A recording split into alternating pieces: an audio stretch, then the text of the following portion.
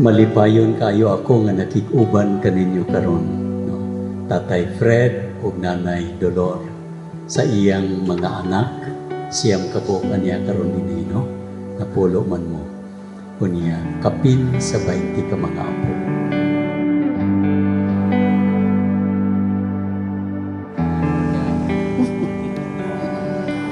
Mga higayon kay ni uban siya sa akong magulang.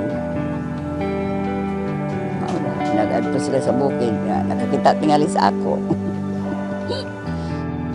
Si ako asawa mo, gusto kita akong maigagaw po taon. Gusto kita lang nga may po taon ako, so ako lang ito man, kahit palaan ako nga okay man.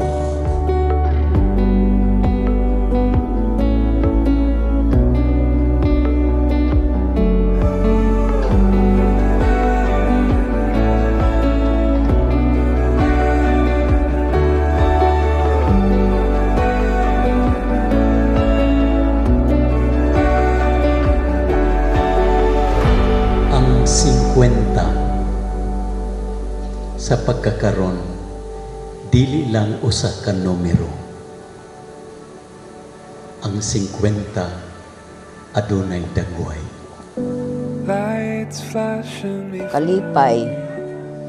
Kalipay gyud ko kay luyo sa mga kasakit, mga kalisod, amo na agian niabot ni karon nga ang akong mga anak sila na gyud nagpaiguan tanan.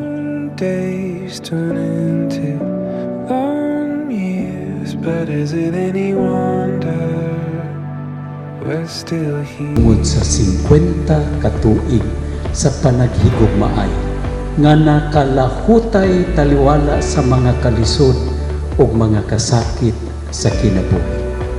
Diha sa paghatag sa usa ka butang nga mahimong tambungan o mahiusa ang katilingban sa Dios tungod sa inyong pagpaambit sa inyong yuta diin tukuron ang simbahan.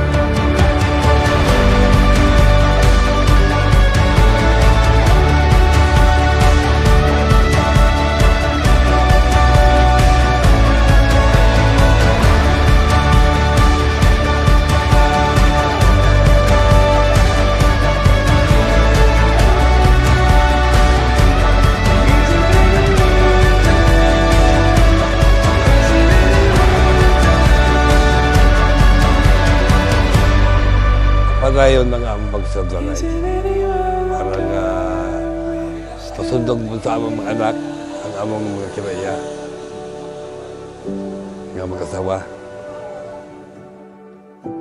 Ako nag-abot ra ko sa akong pagpasalamat kang tatay nga bisan sa akong pagkamaldita usahay ba radagdako nga dili gid siya mo kuan sa among maunang walay gubot nga may tabo. Kay kung magyaw-yaw ko, di naman lang na siya. Ora ginawang pasalamatan sa iya nga.